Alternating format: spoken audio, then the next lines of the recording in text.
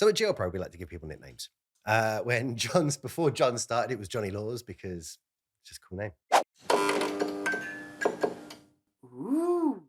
Which became J Laws because obviously he's an international pop star.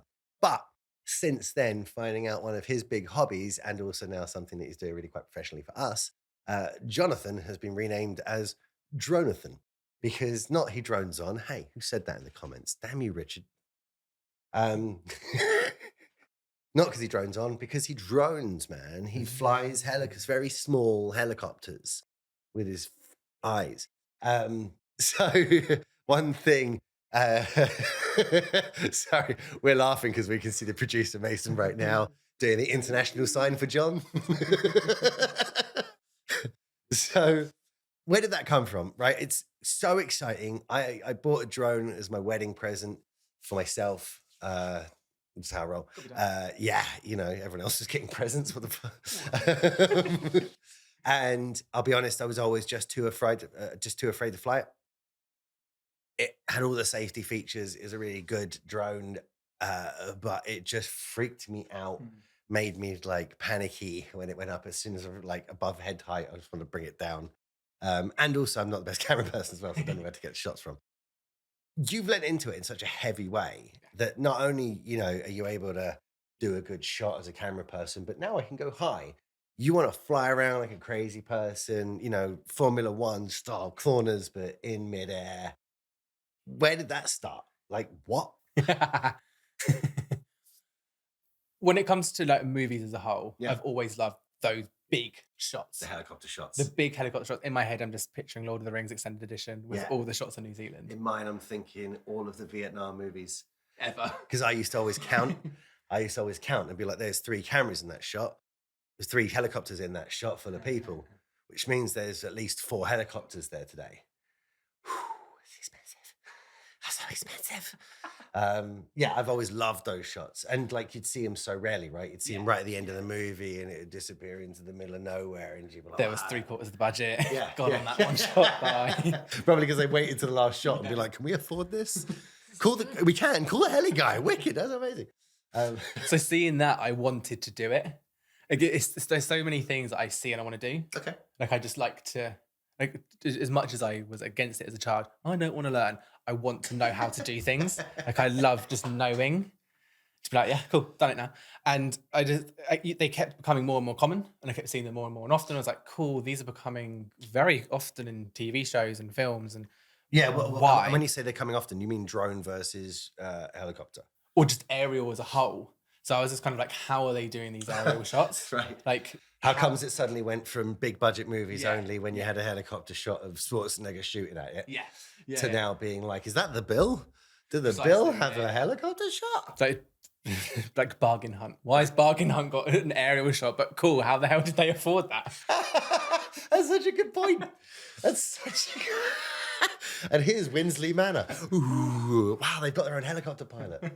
How did the helicopter get so close? David Dickerson flies around in a helicopter everywhere. So I just wanted to know, and I was like, how is this? And I've always been, this kind of comes from my parents in that always watching the credits. Right. To always see how much work goes into a film. Okay. Because I love seeing that. Yeah. And I was like, cool, the word drone pilot's come up a few times. What's that? Right. Like that's not your normal just helicopter pilot. That's a new word. That's a thing. That's a thing. So I just started to research drones. And as when they first started, they were very uncommercialized in that you could get a drone this big, yes, or nothing. Exactly. And like, that's when I first heard about them and was like, oh, okay, like the military, that's not something that I'm going to be able to, that's for them. Yeah. It felt like something that you can need a pilot's license for. Like, you're going to be a pilot and be like, oh, by the way, you can now fly one of these things. You know what I mean? But yeah, it was just the price to play seemed beyond. So high. And I think just because tech is just tech and we're so good at innovating tech as time goes on, they got smaller and smaller and smaller and more into kind of people online just using them. So you'd start seeing more and more YouTubers. I watched tons of YouTubers who are kind of based in videography kind of things and photography. Yeah. And they started to do them. And I was like, cool, you can do this. That means maybe me. That's the funny thing is most people that I've seen have moved into dronography. Heard it here first. Maybe. Coining it. Yeah. Hashtag. So I'm gonna stick a hashtag on this. Yeah. So anyone who's got into drones, I know, has come from photography.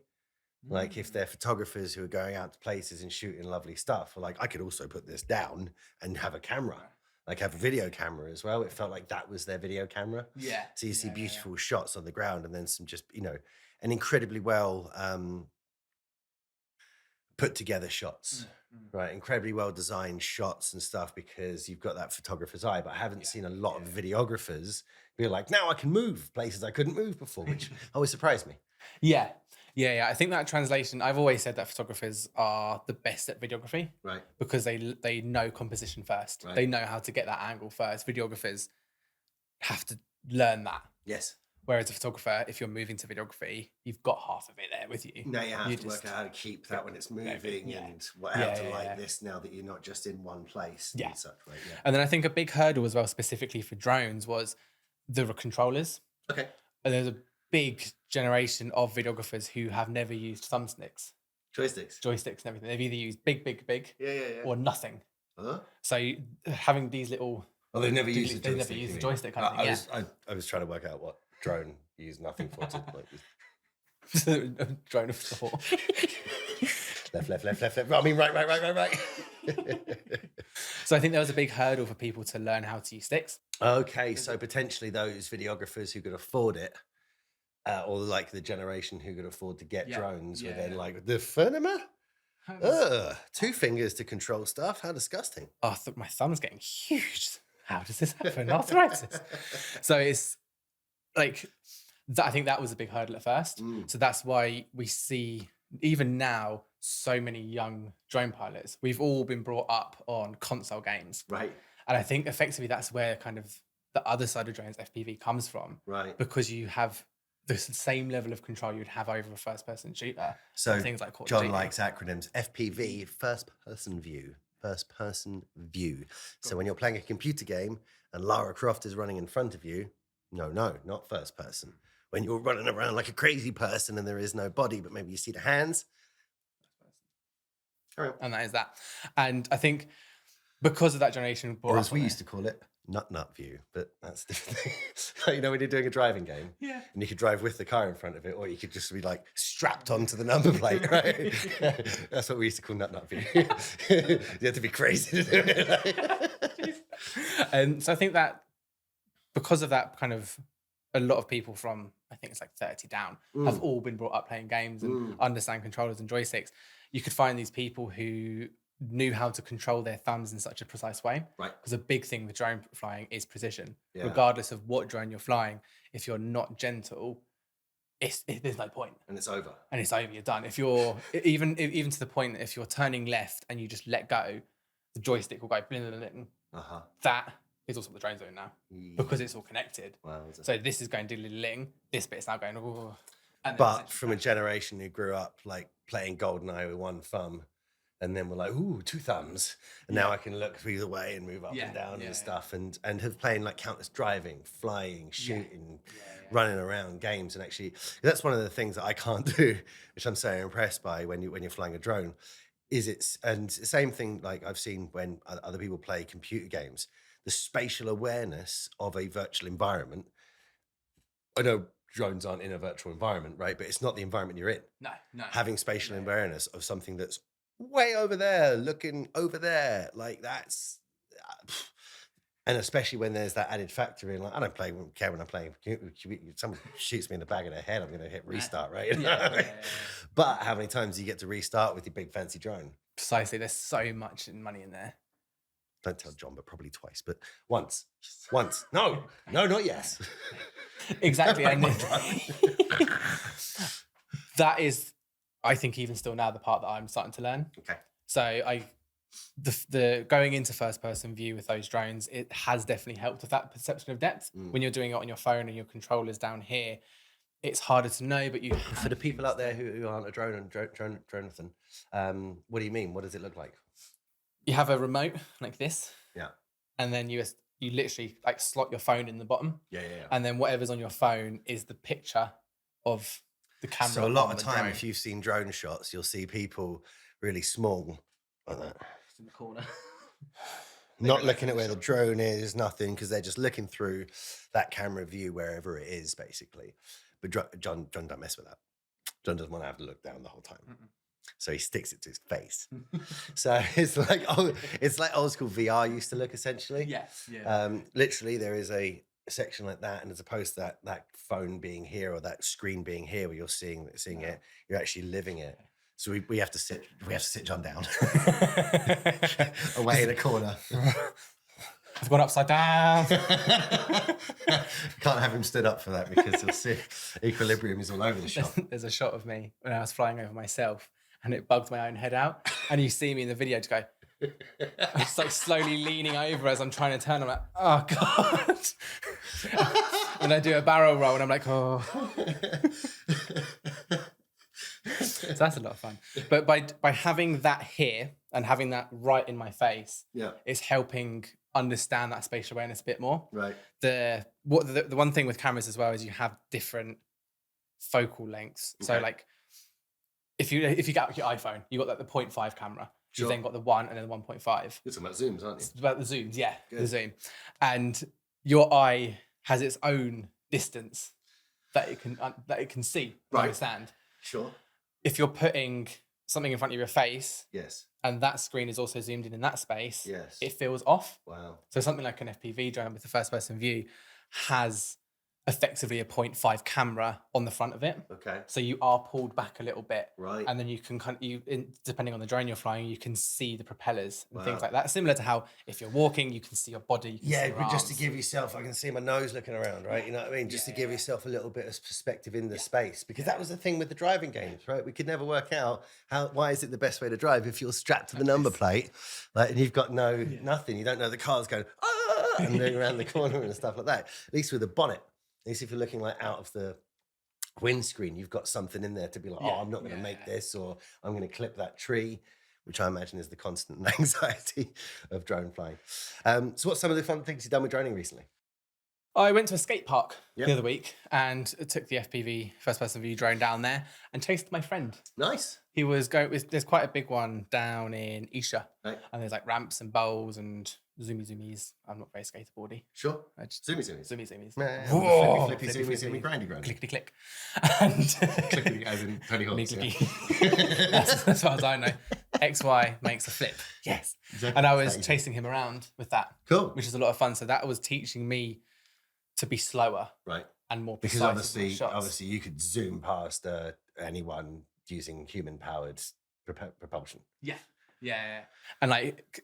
So actually having to fly smoothly and controlled along next to someone who's got as fast as they possibly can is so much harder. And all the time that I've done in the microwave simulator has been big building maps that have been big car parks, not tiny little skate park. Sure, with potentially like someone just randomly appearing from the side kind of thing. So we went early morning. It was about, I think it was like 8:30 on a Saturday morning, so no one was there. And followed him.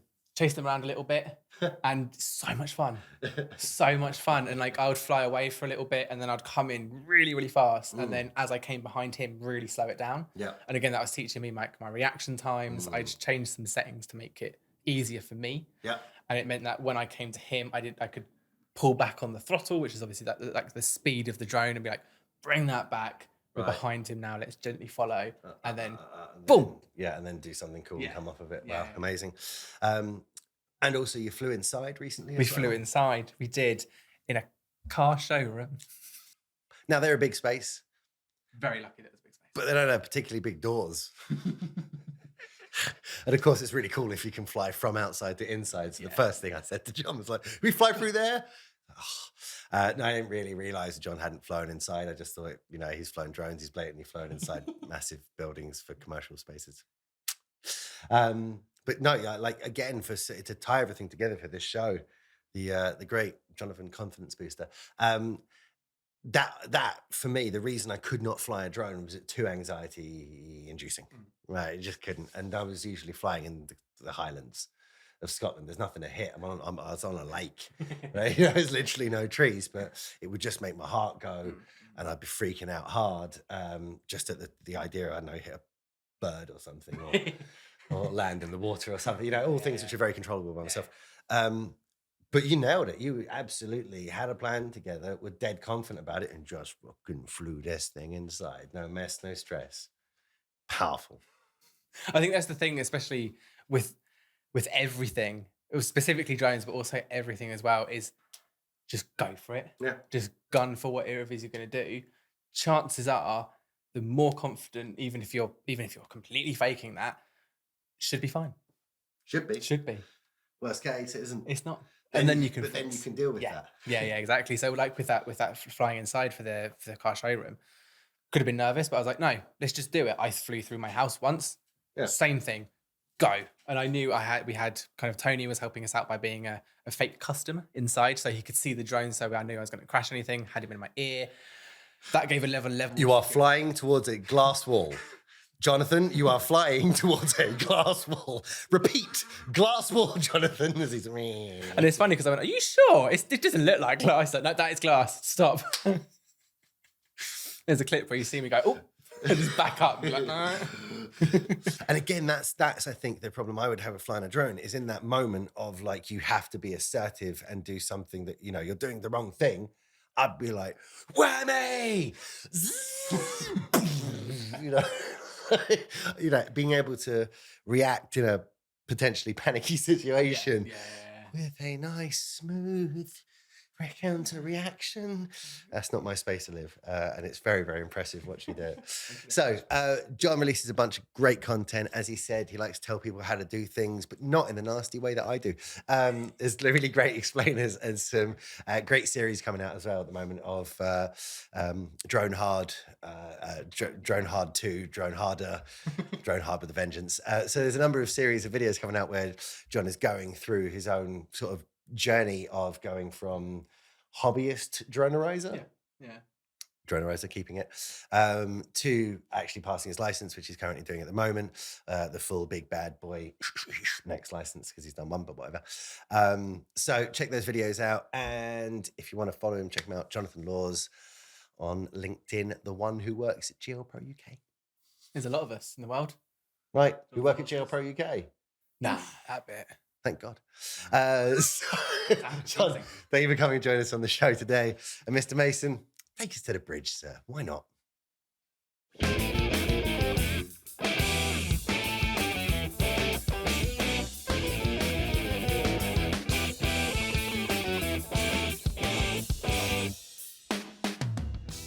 Well, there it is, kids. The wonderful Mr. J. Laws, Johnny Laws, Dronathan. That's right. What a great show. What a lovely guy. I'm lucky enough to get to hang out with Jonathan on a daily basis, but there is one short hour for you to enjoy his incredible time too. Now, if you enjoyed it and you were just loving the cut of this guy's jib, then please check out Jonathan Laws on LinkedIn. Best place to find him, and then you're going to be able to find out all his other channels. He does great content where he's explaining how he does what he does. We're totally up for giving away the secret sauce here, and Jonathan is doing that on a regular basis. So check him out. There's some series coming out about how to drone, how to light your content, how to use phones to create content. Jonathan's done it all, and he's self-taught, so he's got a really honest and simple way of explaining this if you haven't done it before. If you enjoyed this type of content, you could also follow us. I mean, hey, you're already following John.